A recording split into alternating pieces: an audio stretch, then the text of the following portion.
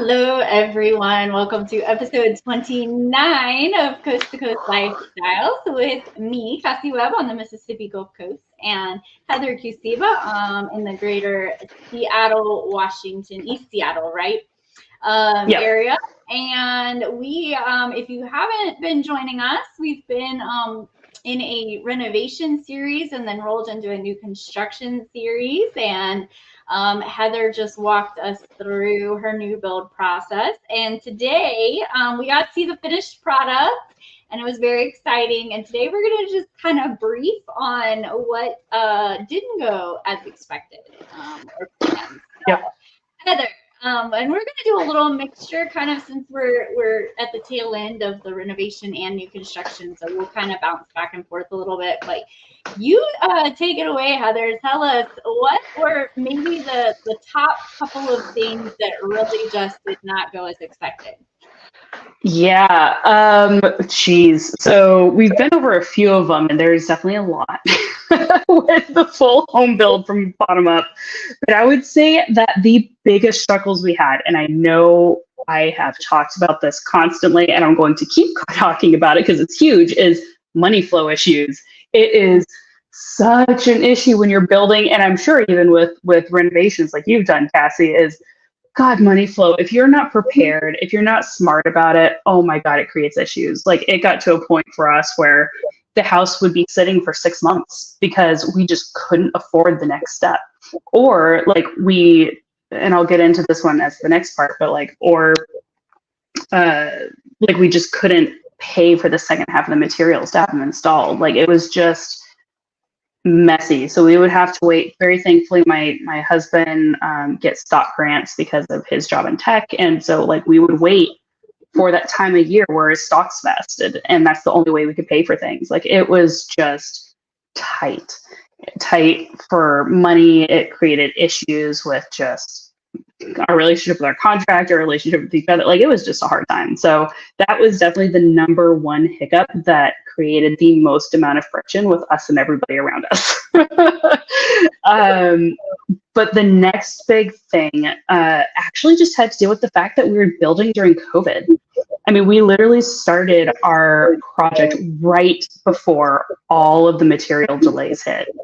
And because of issues with material delays and because of issues with construction in general across the world, the way that construction was done and how materials were purchased changed a lot, which ended up changing how we had to approach certain things. So the material shortages meant that it didn't matter if we wanted one thing next week, another thing next month, and another thing a year from now. They all ended up having to be ordered at the same time because that was all of their lead times. And things that usually take 3 months to get were taking 6 months to a year. Like our windows, we were told 3 months, and then 6 months goes by and there's delays. And 9 months goes by and there's delays. And a year later, we finally got them. So that was a pretty big one. Same with, we had a massive strike that happened with the concrete workers around here. And because of that, concrete was suddenly 3 times the cost because you had to get out of area construction workers to come bring concrete for our foundation. Same with wood. Everybody remembers, a piece of plywood being 10 times the cost of what it usually is. And we very thankfully purchased most of our wood during one of the little dips.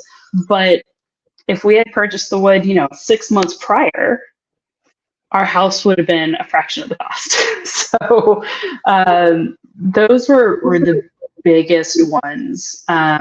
And there are a couple other I can bring up too, but for now, those were the biggest ones, were the material delays and the money flow. Those were just huge hiccups, huge issues. But how about you with your stuff? Well, the one thing I wanted to say, kind of leading off of what you just said, is the biggest takeaway from today is expect the unexpected. We can talk about things that we didn't expect, but nobody could have predicted a pandemic, right? Nobody predicted what was about to happen as you guys were planning on that. And then second of all, I would say too is we also had a struggle. I would say this is the number 2 unexpected thing that we had. And that is that, yeah, same. We had a few projects kind of going on at the same time. And what we weren't anticipating is that there were some delays with one project that pushed the next thing to the next thing to the next thing. And we're actually have a project that was supposed to be completed last year that we're completing next week. So it's even trickled all the way into this year. So that was one thing. The other thing is that kind of like what you were saying, sometimes you don't know what you don't know kind of a thing, you know, and you don't know what to expect that you didn't think of. So whenever we are doing a renovation project, or I work with a lot of investors. So when they're doing a renovation project, one thing that I do is kind of help with a risk analysis of kind of like there's different things from over the years. A classic example would be like how much floor plan modification has it had? Like the more floor plan modification that it's had, the more you need a buffer for unexpected things, just because you don't know what was done properly and what wasn't, and what's one issue lead to another. But in our case, what we were not anticipating, the number one thing was that the house we knew had flooded previously, but there were some things after a major hurricane is when it flooded that were done by volunteers. And so we ran into a lot of the things that you would run into for when there's floor plan modifications, even though the floor plan there was a small change, but for the most part, the floor plan was original, and we were not expecting that. And it caused a lot of delays, and like you were saying, with the flow of money, because we were counting on certain things being done in time for certain draws, and now the whole schedule gets pushed back. So I think that's the number one thing is like more than what's not expected is preparing for things that there's no way you could expect, you know? And lesson learned, because I have a new thing to look out for now. Oh boy, I can't even imagine like the flooding issues and having to do with the hurricane, because we just don't have to deal with that. Occasionally we have a cold snap that might freeze a pipe, but we don't have to worry about the hurricanes or tornadoes or any of the natural disasters. We just very thankfully do not have those in the Pacific Northwest. So, which, by the way, quick side note, I saw Flipper Wilson commented on my hair. So thank you. I just saw that pop up. I like to keep it bright and fun. I love it. I love your hair. It's amazing. But anyways, yeah, and you said you had one more, yeah? Or another thing? It was really just a combination of the two, the money flow, and you know, having certain things that I look out for that didn't fit. This house didn't fit in that particular category, but yet unexpectedly, I was having to deal with things that would be atypical of the project that I had taken on. So that's kind of part of what I'll give my recommendations when I have a client looking at a renovation project to say, hey, okay, here's some things. I'm not even going to get started, but like the siding, the age, the floor plan, so many things that plumbing, like so many things that over the years I can kind of be like, hey, let's watch out for this or watch out for that. Or I would plan some extra, because you always want to have a cushion, right? Yes. And so in your case, like you would have had no way of knowing. So without having that cushion kind of built in, and I'm sure in future projects, you, as well as I, are going to have some extra cushion in there, right? Because it can it can throw your whole financial situation and your whole, this is when you're renovating a home specifically. It's not just an investment property. If it's somewhere you're going to live, you're not just talking about the financial aspect, you're talking about the roof that's over your head, right? Yep. And where you're laying your head down at night. So particularly when it's that combined with the financial aspect, combined with the timelines and the loans and the whatever, makes it even more important to build in an extra cushion for time and money. So Yep. For real. It's I think the thing that we read was, and that was recommended by our bank, was something like have 10% over what you expect. And for any other time we could have built, that probably would have made sense. But like you said, you couldn't predict what actually ended up happening because of COVID. And so that 10% disappeared in 5 seconds. And then we were just behind. And yeah, next time we do a big project, we're going to have like 50% because you never know what's going to happen. You never know what to expect. Yeah, I have too, especially after, like I said, kind of this string of renovations and then renovating the house that we're in. I kind of was a 10 to 20%, but I'm like, we're going to start recommending, and for myself personally, like, minimum 20 to 30%.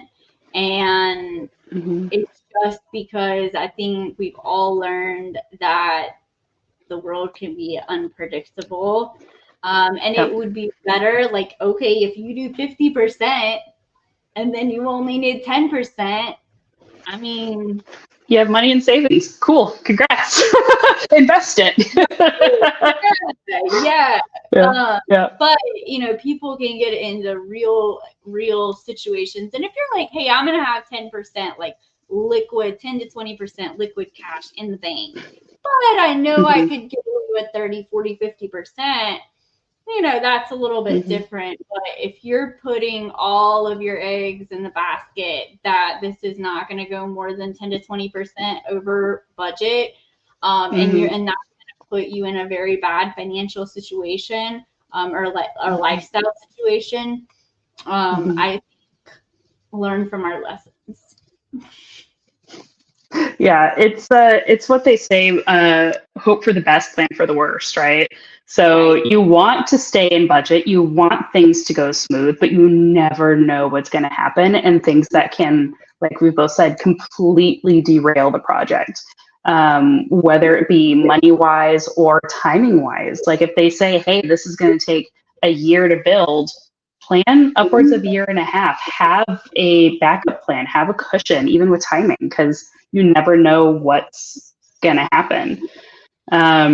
Actually, one of the other things that I just thought of that is good to mention too is, like, one of our things, I think I mentioned this, is that our house, technically, some of the permits are tied to our landscaping because we lived in a protected environment.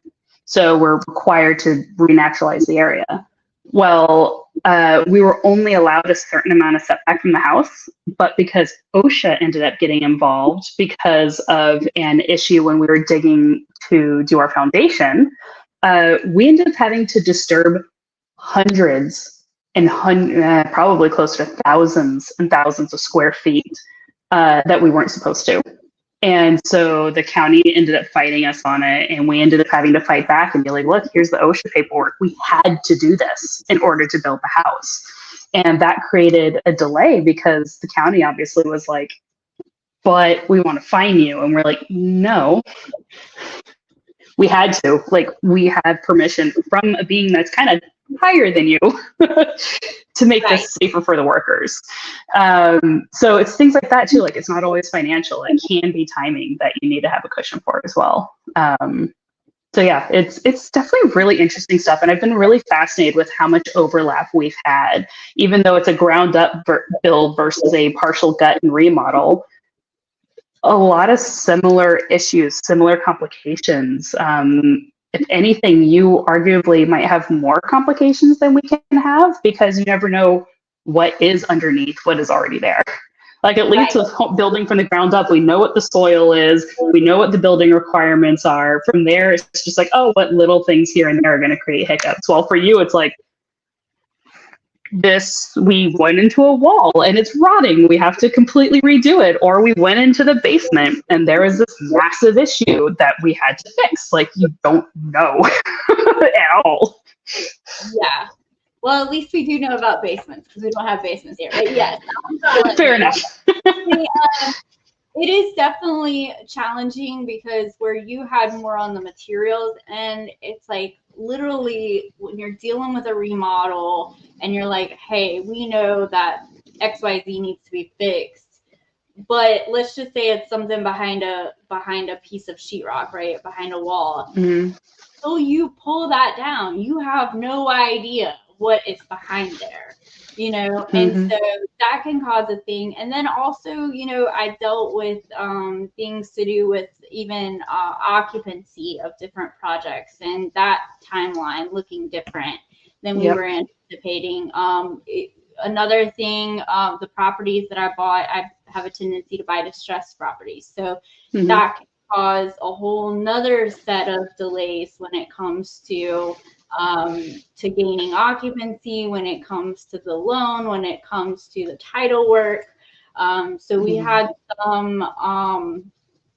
some delays as far as that goes. And then we had 2 renovation projects that were supposed to be months apart that ended up coming due at the same time. And so we had to kind of prioritize and rearrange. And like I said, we're still dealing with that. So it's definitely a lot to consider. And so I think that the important thing, and even the one thing we have not done personally is build a house from the ground up. So I can definitely tell you when we're ready for that, we will be talking to you and be consulting with the experts that we partner with, but then also people with that firsthand experience to be like, okay, here's my plan.